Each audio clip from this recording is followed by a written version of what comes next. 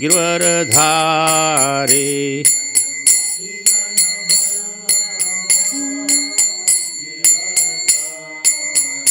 Jai गोपीजन Vallabh गिरवरधारे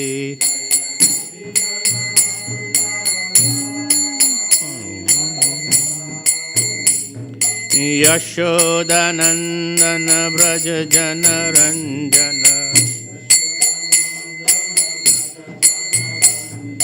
Yashodanandan Vraj Jan Ranjan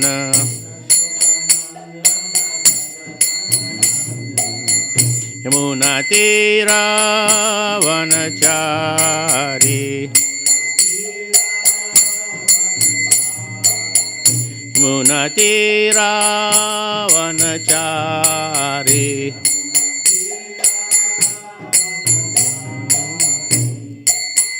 Hare Krishna Krishna Krishna Hare Hare Hare Ram Ram Ram Hare Hare Hare Krishna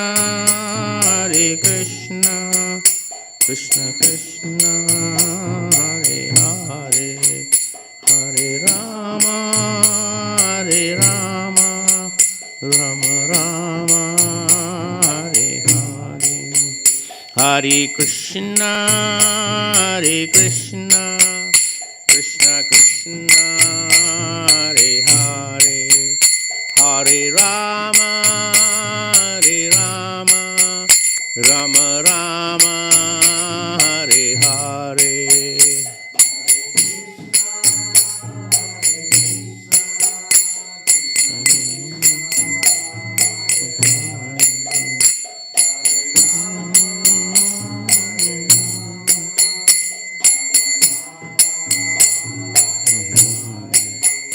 Hare Krishna Krishna Krishna Hare Hare Hare Ram Ram Ram Hare Hare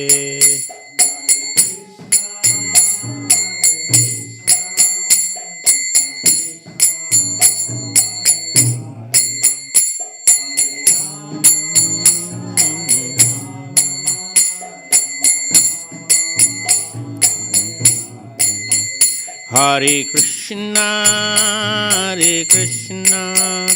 Krishna Krishna Hare Hare Hare Ram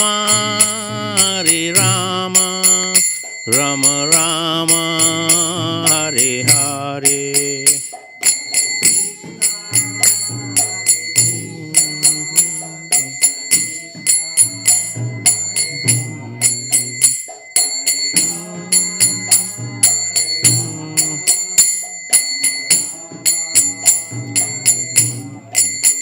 Jai Prabhupad Jai Prabhupad Jai Prabhupad Jai Prabhupad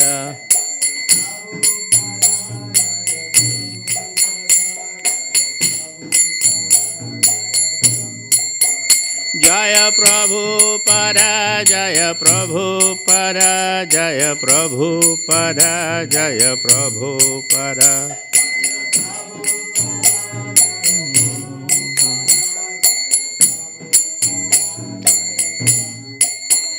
Jai Prabhupad Jai Prabhupad Jai Prabhupad Jai Prabhupad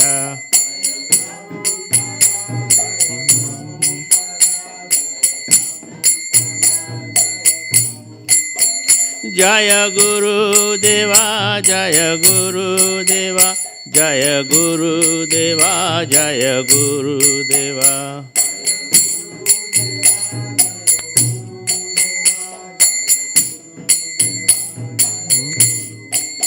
Jai Gurudeva Jai Gurudeva Jai Gurudeva Jai Gurudeva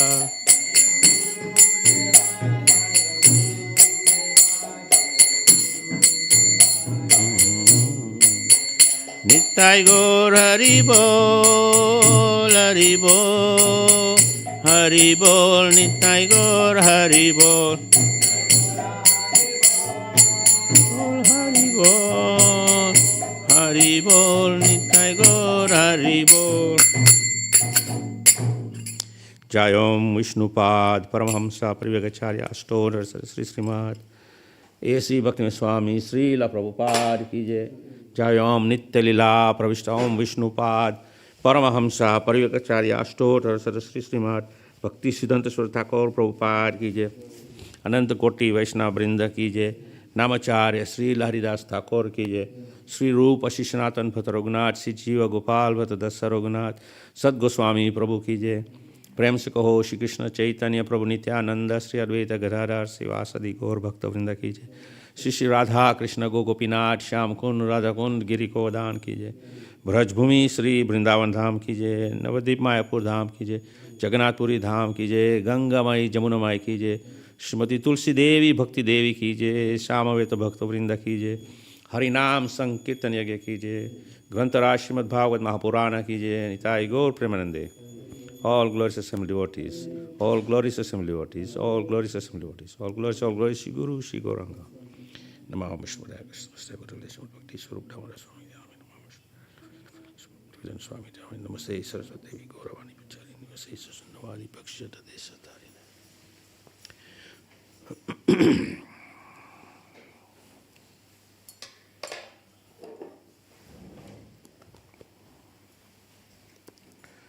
Om Namo Bhagavate Vasudevaya. Om Namo Bhagavate Vasudevaya. Om Namo Bhagavate Vasudevaya. So this morning we read from Srimad Bhagavatam, 5th canto, chapter 12. Rahugana converses with Jad Bharat. Today's verse is verse number 10.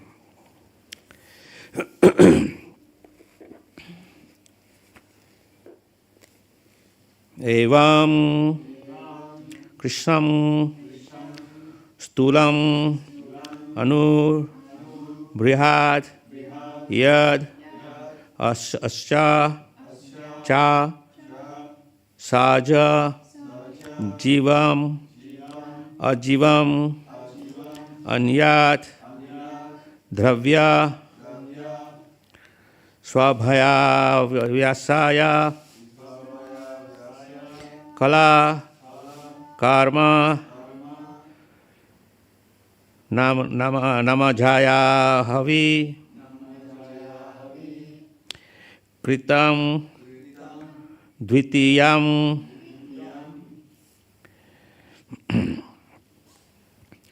Evam Krishnam Stulam Anurbrihadiyad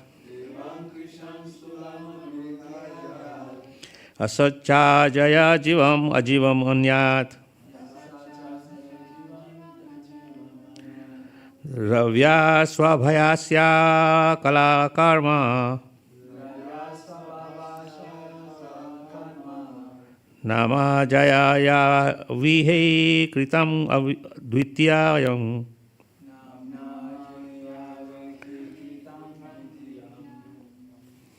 Anyone who should try? It's a bit of a mouthful.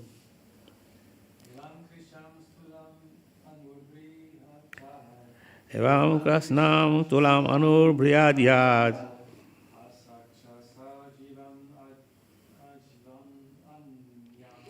Asacha Saja Jivam Ajivam Anyat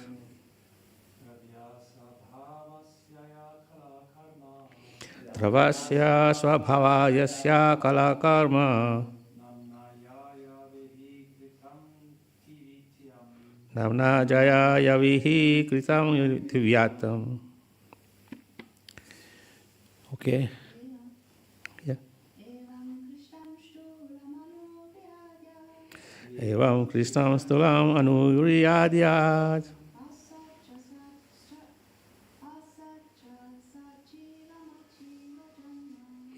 Asacha Jaya Jivam Ajivam Anyat Avasa sabhavasya kala karma.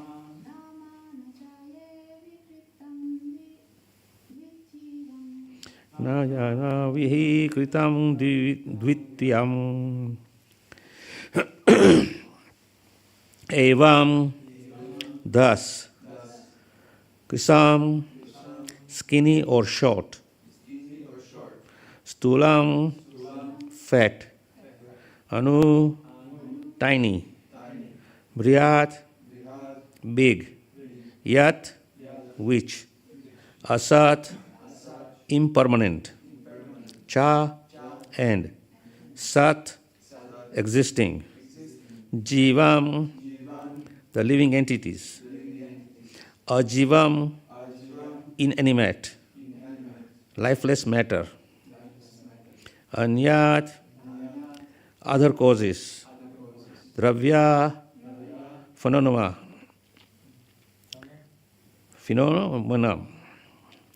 swabhaya, nature, asya, disposition, kala, time, karma, activities, nama, only by such names, ajaya, by material nature,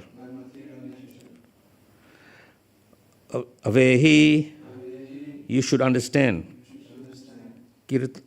kritam, done, dvitiyam, duality. Translation and purport by His Divine Grace, A.C. Bhaktivinoda Swami, Prabhupada. Since this universe has no real ultimate existence, the things within it, shortness, differences, grossness, skinniness, smallness, bigness, result, cause, living symptoms, and materials are all imagined. They are all pots made of the same substance, earth, but they are named differently. The difference are characterized by the substance, nature, predisposition, time, and activity. You should know that all these are simply mechanical manifestations created by material nature. Purport. The temporary manifestations and varieties within this material world are simply creations of material nature under various circumstances. Prakriti kriyamanina guna karmani sarvasa. The actions and reactions carried out by material nature are sometimes accepted as our scientific invention. Therefore, we want to take credit for them and defy the existence of God. This is described in Bhagavad Gita 3:27. Ahankara vimudhatma gritaham iti manyate. Due to being covered by the illusionary external energy, the living entity tries to take credit for the differentiated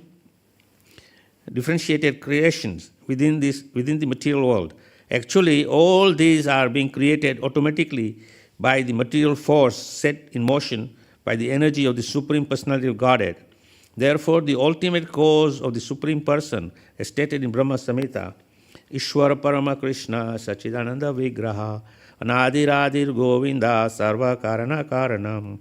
He is the cause of all causes, the ultimate cause. In this regard, Srila Madhvacharya says, Evam sarvam tatha prakritiyaye kalpitam Vishnu anyate evam prakritiya yadaradha swayam ananya Vishnu evacha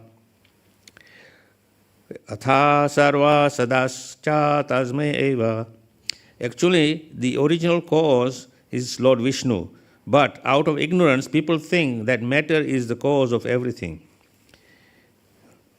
Rajo gopa goptasyaro bhumi saranam iti lokiyaha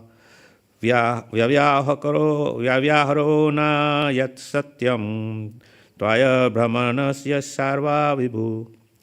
These things are contemplated on the inferior or external platform, but actually this is not the truth. The actual protector and shelter of everyone is Brahman, the supreme, not the king.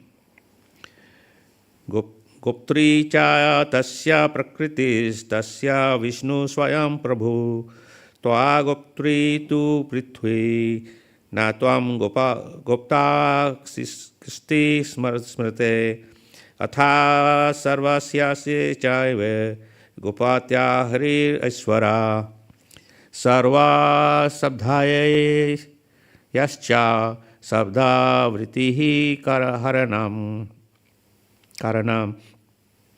sarvanatra sarvabhahir eka eva janardhana. The actual protectess in the material nature, but Vishnu in her Vishnu in her Lord, he is the Lord of everything. Lord Janardhan is the director both externally and internally.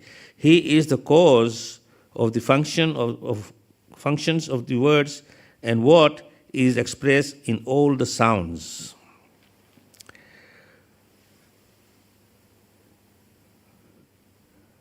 Sirasratha yavad grayasya tadvad eva tu asraya tvam cha goptrivam anyasyam upacharata. Lord Vishnu is the resting place of the entire creation. Brahmano hi pratishtamatam. Bhagavata 14:27. O Brahman, everything is resting. All the universes are resting on the Brahma Jyoti, and all the planets are resting on the universal atmosphere. In each and every planet, there are oceans, hills, states, and kingdoms, and each planet is giving shelter to so many living entities. They are all standing on the earth. They are all standing on the earth of feet and legs, torso and shoulders. But actually, everything is resting ultimately on the potency of the Supreme Personality of Godhead. Therefore, he is known ultimately as Sarva Karana Karanam, the cause of all causes.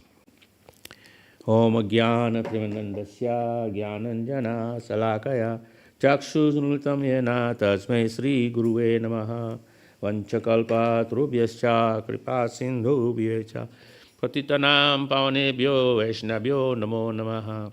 Jai Sri Krishna Chaitanya Prabhu Nityananda Sri Advaita Gadadhar Srivasadi Gaur Bhakta Vrinda Hare Krishna Krishna Krishna Hare Hare Hare Rama Rama Rama Hare Hare. So this verse is actually very technical to understand, even for the best of learned persons. It is very difficult to comprehend.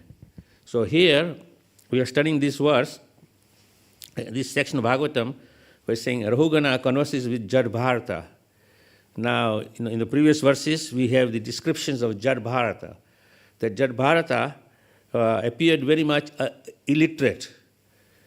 He was not educated in any science of knowledge or anything basically. And he was just happened to be there when the king's palanquin carriers were going past. And one of the palanquin carriers hurt his foot or something, and he could not continue.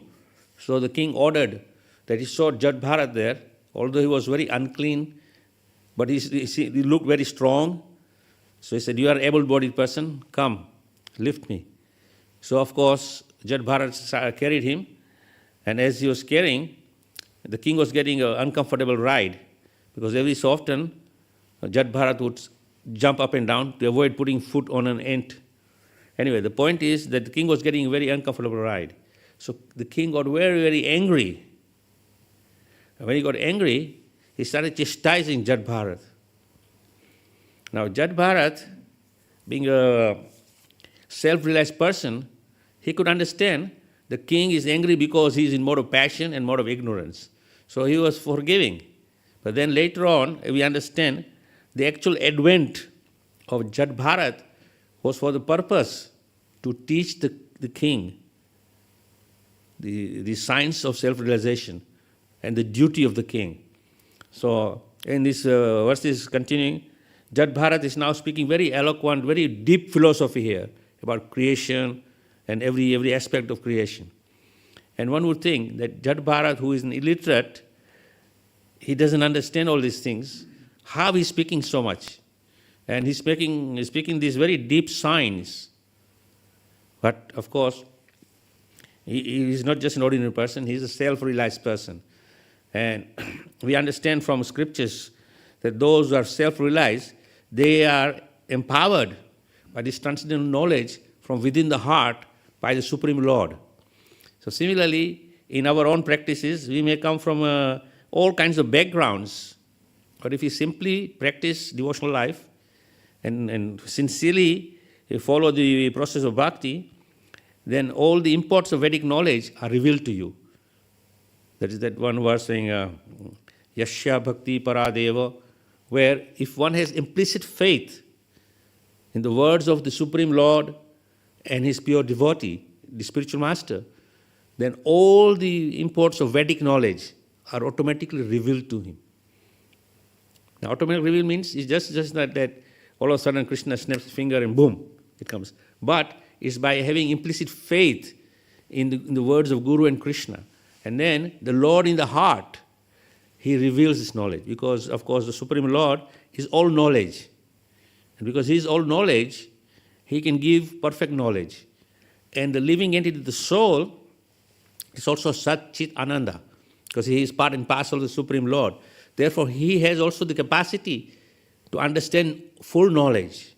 But as long as we are covered in this material world by this illusionary body, then we try to relate everything with the body and with our tiny, as Prabhupada used the word, pea brain. Our brain is so like a tiny pea that we think, we have got most sophisticated intellectual brain and we can understand the whole cosmos. And therefore, in the purport, Prabhupada mentioning that although this whole creation is temporary and it appears as an illusion, but in one sense it appears reality, because that is what we are observing and we can actually conceive. For example, we see this chair is solid, this microphone is there, all these things are there, but they are all temporary. It's not permanent. And because man has kind of been given some ability to create things around, they take credit for everything. But as is explained, Sarva Karana Karanam, everything is cause of all causes, is the Supreme Lord, Ishvara Parama Krishna. Krishna is the supreme cause of all causes. And therefore everything happens by the Supreme Lord. In the Bhagavad Gita also is explained that in the beginning, the world was impregnated by the glance of Vishnu. When Lord Vishnu glanced into the material creation, he impregnated that universe or the material world. And in the material world, by that impregnation, or by Vishnu's glance, everything began to get into a cycle of creation. Just like Prabhupada gives one example. I was just listening to a lecture a couple of days ago. Prabhupada said, when a woman is impregnated by man, all it is a very tiny sperm. And actually the sperm is so small that you actually need a microscope to see the sperm, the size. And similarly, the egg which is produced by the ovum of the woman is also very tiny. And when there is a fusion between the sperm and the egg, there is a kickstart of creation. And in the beginning, it's just a tiny egg and a sperm, which infuses each other. And that is a signal to give a kickstart, just like Vishnu is glancing into the material world and creation begins. So similarly, that egg now has got some material inside from the sperm, which we now understand in modern science is that a transformation of chromosomes, and the male chromosomes and the female chromosomes mix, and that is a blueprint of the living entity who is going to come into existence.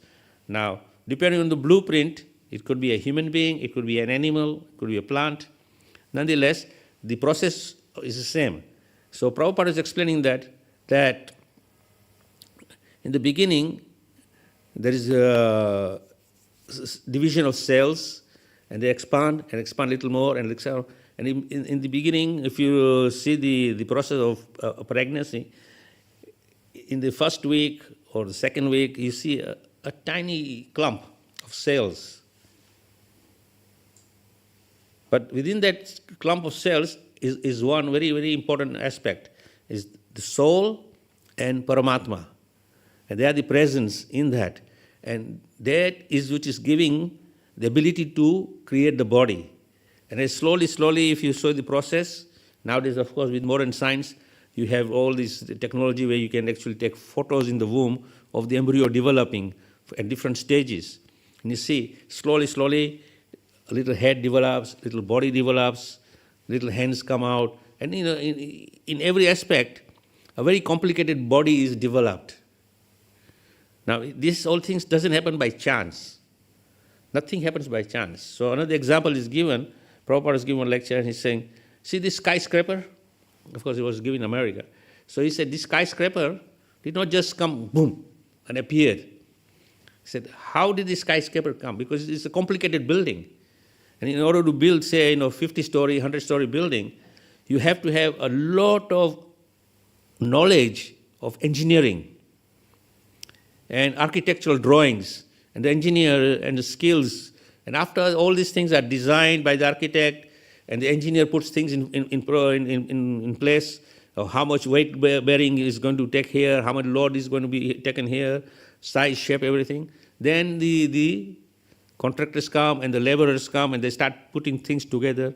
Even then, the material is not created. It is taken from nature. So all these things are put together, and finally you see a big skyscraper where hundreds of people are living in there, and you say, oh, this is a very functional thing. But it doesn't just appear. Now, on the other hand, you and I, as a very complicated body, is also doesn't just appear. It is actually a design of the Supreme Lord, Supreme Intellect design. So, but we don't give credit to the Lord, as in the purport is mentioned, that because of the modern science and understanding of that, we understand science, we are the creators, we observe the material world, and we give you these so-called scientific explanations, and therefore they defy the existence of God. So they don't accept the existence of the Supreme Lord. They just say God is not there. There is no God. And all these people who are so-called religious people who are following a particular process of worshipping Supreme Lord, whether it is Hinduism, is Buddhism, is Christianity, is Judaism, Islam, whatever name you want to give it to. But at the end of the day, all these persons, they have some faith that there is some supreme being. But the scientists, they negate this. They say, oh, this is all nonsense. Only we can explain creation, we can explain how things are happening, but they cannot actually explain where all these things started from. And we who have faith in Krishna, and when we read scriptures like Bhagavad Gita, where Krishna is saying that I in the beginning impregnated this universe. So we have to accept that as a fact, that of course everything was happening by the supreme cause. He is the cause of all causes, and he actually is one who enabled the material creation to take place. It wasn't that just by what the scientists say, the Big Bang theory, all of a sudden there was an explosion, and from the explosion there's tremendous energy, and all this energy then went around, and then all of a sudden something get together, and you have a planet appeared from nowhere, and on that planet living entities appear. Even in the purport, Prabhupada is explaining that there are millions and millions of planets all around, and we can actually see these planets on a clear night when the sky is very, very clear, there's no clouds, and then in the dark of night you see all the stars flickering all over. Now these are just what the scientists say, the visible universe. But there is a universe beyond that which we can't see, because our eyes are limited to how far we can see. Even with the modern technology of telescopes and so forth, we can only see so far. Anyway, the point is that, as Prabhupada mentions, that each and every planet has got trees, lakes, living entities, and all sorts of things in all planets. But we cannot find any living entities on any planets. Still, man, out of his inquisitiveness, is trying to find out alien life. Is there any evidence that there is something other than us in the universe? But of course, they cannot see these things because it's not easy to see all these different living entities. What to speak of in other planets, even on this earthly planet, there are many living entities floating around. We can't see them. For example, recently, 3-4 years back, we experienced a pandemic. And in the pandemic, they're saying there is the coronavirus is floating all over the place and is infecting everyone. Now it's amazing how this coronavirus is only attacking the humans. Why did not all the animals die from the infection of the coronavirus? But the humans. But that is another technical thing to understand. But the point I'm trying to make is that the virus is all floating around. And because of that, the so-called World Health bodies and different countries, they start imposing restrictions. You have to wear a mask, you have to do all these things to avoid the virus infecting you. But you can't see the virus. So for example, if you see a wild dog, with his fangs and ready to attack you, you can see, then you can avoid that dog from being a victim of the dog. But the virus is floating around, you can't see. So the point I want to make here is that even in this world, we can't see things which are very, very within our close proximity. What to speak of the other living entities. Now, the scientists sometimes, they make fun of devotees who speak from the scriptures and give citations from the scripture where there's examples given of different aspects of the universe. And they make fun of us, saying that you guys are crazy. But in the scriptures, there's mention that on the sun planet, there are living beings living there. Now, what kind of living beings are living on the sun planet? Of course, on this earth, because we call it earth, and on the earthly planet, we have bodies made of earth, fire, water, ether, the 5 elements, and then mind, body, mind, intelligence, ego. So this 8 comprises of the elements, and then is further subdivisions. But what it is that on the earthly planet, we have earthly bodies. In the sun planet, you have fiery bodies. Now, just because we have not experienced fiery bodies or can see fiery bodies, we cannot take it as a fact. But the scriptures are saying that. Now, another example I can give you of how foolish scientists is, that the scientists are saying that this world, planet Earth, has got big, big oceans, and these oceans are full of water, and all these waters are salty water. Then there are some lakes created in different parts of the planet Earth, which are sweet water. So I'm sure if you go to our Zurich lake and take a sip of water, it will be sweet. But then you go further into the Mediterranean Sea and take a drop of water from there, it will be salty. So this planet is known as the planet of salt oceans or salty water. But in the scriptures, there is mention that there are different planets where there is planet full of milk oceans. Now we know Sirodakshai Vishnu, the expansion of the Lord. Siro means milk. So he is lying on the ocean of milk. Now, you talk to some modern, so-called modern thinkers and scientists, saying there is a planet out there, is called ocean of milk. You would think, you people are mad. How can you have a planet with lakes full of milk? But in the scripture saying, Sirodakshai Vishnu is lying on the ocean of milk, on the transcendental Seshanag, where he's enjoying his you can say his nidra, his sleep. But the point is that the scientists will not accept. Then there is another section where he's saying there is the planet or planets out there in the cosmos which has got lakes full of alcohol. Now, amazing thing is that the scientists have found through their measuring the wavelength of different liquids, you can say, they kind of send different kinds of wavelengths. And they actually discovered there is a planet out there, some millions of light years away, which is planet full of alcohol. Now because the scientists have actually measured these wavelengths coming from that planet, and they have some kind of a proof, so they say, yes, there is a planet out there which has got lakes full of alcohol.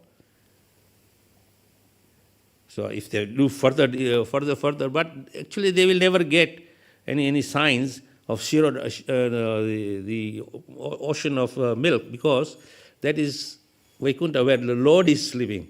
So it's not part of the material world. So even if the material world is very difficult to see, what to speak of spiritual world? But spiritual world can be experienced in this material world, because as Krishna, as Prabhupada is explaining about Krishna, that when Krishna comes into the material creation, he comes with his spiritual abode. So just like, we have his holy dhams, Vrindavan, Mayapur, Puri, all these places are not ordinary. In a general sense, it may appear ordinary to us.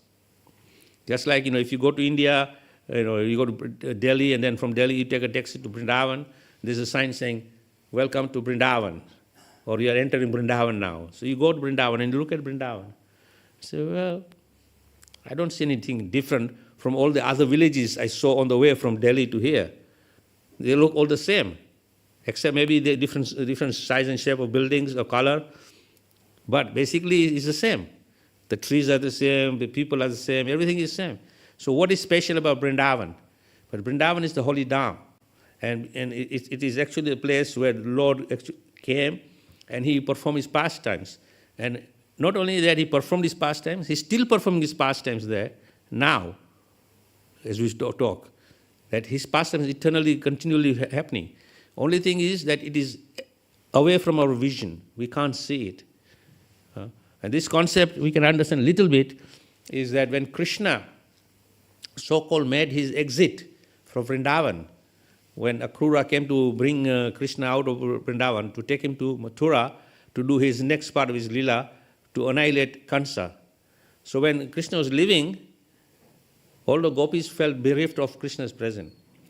But the acharyas, like Srila Vishwanath Thakur, Chakravarti and other acharyas, they are mentioning that it wasn't Krishna who left Vrindavan. It was Krishna's another expansion, Vasudeva expansion of Krishna, who left Vrindavan. But while Krishna left Vrindavan, he disappeared from the sight of everyone. But he's still there. He never leaves his spiritual abode. So Krishna, when in the Goloka Vrindavan also, he's still there. But when he comes to the material world, he brings that with him. And he established the spiritual world here. Not only that, further Prabhupada explains that wherever Krishna's holy name is chanted, and we understand that Krishna's holy name is not different from Krishna. So Krishna and Krishna's name is not different. So wherever Krishna is, Krishna's holy name is, that is also the presence of Krishna. It is the presence of Krishna, that means that is also the holy dham, the holy place. Secondly, Prabhupada also explains, the acharyas also explains the concept that when you worship the archivigraha of the form of the Lord, in this case here in Zurich temple we have beautiful form of Lord Jagannath, Baladev, Subhadra, and then Shishi Gonitai. Then of course we have the Shaligrams and Govardhan Shila. So all these different manifestations of Lord are here. That means the Lord is present here. And the Lord is present here means this place is also spiritual. Although it is in the material world, but it is spiritual. We cannot experience that spiritual nature because, as we hear from the scriptures that in the spiritual world there is no suffering. Now we are sitting here in the presence of the Supreme Lord. It's a spiritual world, but we are still feeling some effects of material creation, the sufferings of material world.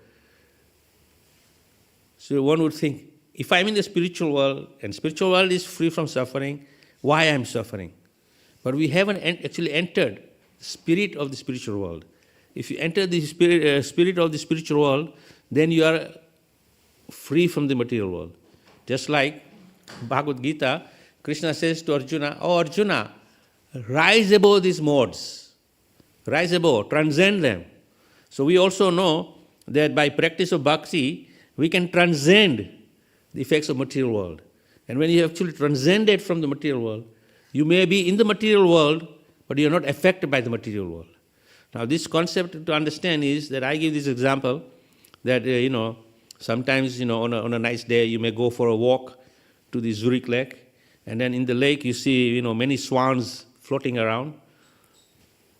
Now these swans, when they're in the water is touching them. And that same swan, when he comes out of the water, is still dry. So how is it possible for the swan to be in the water and not become wet? Because the natural quality of water is to make you wet. And if you and I jump in there, we'll be soaking wet, and all our skins will be also soaking with water. Then we have to take a towel and dry ourselves up. But the swan is still dry. So the concept is that by nature the swan has been given special feathers which are kind of coated kind of wax. So even though when the swan goes into the water, it doesn't get wet. Because if the swan gets in the water and it gets wet, all the feathers will be soaked with water. And the water-soaked body, two things happen. One, the cold will kill it, or they will sink. Because that is the nature of water. So the point is that even though they are in the water, they are not affected by the water. So similarly, when Krishna is saying you transcend this material platform and go to spiritual level, then it's possible, and even in the material world, you can transcend by becoming spiritually completely absorbed in Krishna. And when you're fully absorbed in Krishna and you've transcended these material modes, then the material modes cannot interact with you. As long as we are in the material world, mode of ignorance, mode of passion, and mode of goodness will be effective on us. And because due to the different combinations of different amount of ignorance, passion, and goodness, that is how you will kind of perceive this world. So once Krishna is saying to Arjuna, rise above this. So it is not impossible to rise above this. It is possible to rise above this. And sometimes we see there are practical examples that there are some yogis who have been performing so much severe austerities, they have transcended the material world, even though they are in the material world. And there are some photographic evidence by the Indian army when they are patrolling up in the Himalayas. It's freezing cold, and their clothing are such that it protects them from the cold. And there is a yogi sitting there with his loincloth, and he's sitting there very peacefully. Now, you would think, why is the cold not affecting him? Because he is transcended. Of course, we still can't believe that, but as I said, there is photographic proof of this army who go up there and they take photos of these yogis, and they can actually be elevated to a higher level, and they are not affected by the material world. So, similarly, we see that in the material world, we can also get opportunity to rise above it. And this whole practice of bhakti is to bring us to that level. And when we reach that highest level of transcendental platform, then that means that now we are ready to go back to the spiritual world. Because you cannot go to the spiritual world in a material condition. And that is why the whole process of bhakti is given to us by Supreme Lord Himself, and then his devotees who are coming in line of parampara, to give us this transcendental experience of becoming spiritual. So sometimes in our own spiritual practice, even though we are still materially conditioned, sometimes you'll feel a slight glimpse of the spiritual happiness. But that is just a small glimpse. And if you want more and more of that, then of course we have to be fully absorbed in the process of Krishna consciousness. And if you're from 24 hours, if you're fully absorbed, then slowly and gradually we will rise to the higher level. And then we'll understand the depth of knowledge. Now, as I said, today's purport and the verse is very highly technical to understand that Jad Bharat, even though he appeared illiterate, but he had profound knowledge. And he was trying to give this knowledge to King Rahugana. And we, as recipients of this knowledge, reading the Srimad Bhagavatam, we can also get some insight to understand the depth of this knowledge, that is not ordinary. And at some stage, if we are properly situated in our devotional life, Krishna from within the heart will reveal this knowledge to us. And not only that, but he will give us intelligence by which we can actually understand all this concept. So it's almost 8:20. I will stop here. Anybody wants to make any comments or any questions? Hare Krishna. Lecture. Just when you were mentioning that there are so many universes and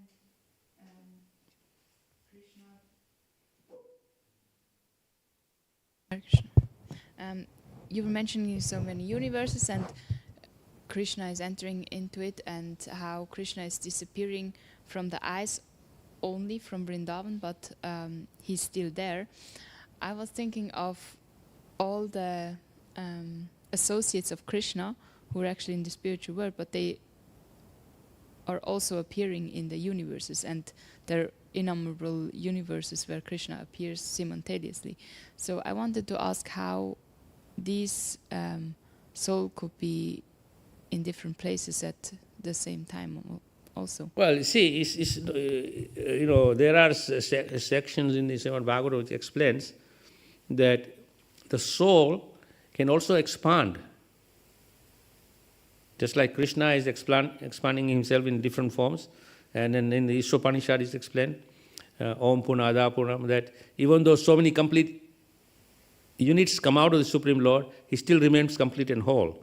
So as we are part and parcel of the Supreme Lord, we can also expand, but we cannot expand unlimitedly, because we are tiny spark. But there is a place where sometimes the yogis, they expand themselves 2, 3, 4. I think it is mentioned, if I'm not wrong, that 8 times. 8 times they can expand. And you can have the same yogi in 8 different places. And you wonder, how is this possible? But this is the transcendental nature of the soul. So when you are in the spiritual world performing pastimes there, then when you come with Krishna here, maybe that one of the expansion is there who is taking pastimes here. But then you see, it's very difficult to comprehend this whole concept, that how is it possible. But that is why Prabhupada is coined the word Achintya Shakti, or in English, inconceivable potency of the Lord. It is inconceivable. We cannot conceive how these things happen. But as I said, that once we are fully spiritually realized, we will have some very deep realizations and understanding of this. Until that point, we just have to accept that these facts which are presented in the scriptures are true. And as the verse began saying, that everything in the material appears, but it is impermanent. It is not all the time there. It's just temporary manifestation. And we see also around us that sometimes, not just sometimes, and most times we can see that a person is born and he or she grows to some age, and then through some old age, the person dies. And then we take him to the crematorium and burn the body, and it's back to dust, earth to earth, and it's gone.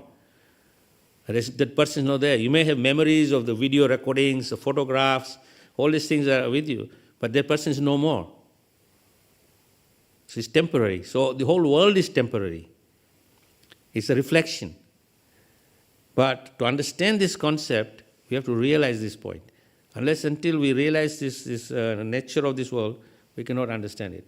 So just like you are saying that how it is possible, Krishna can do anything.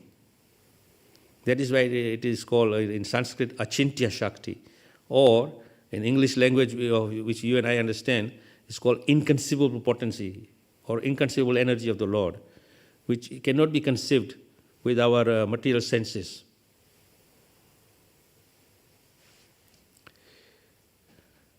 Okay? Any more comments, questions?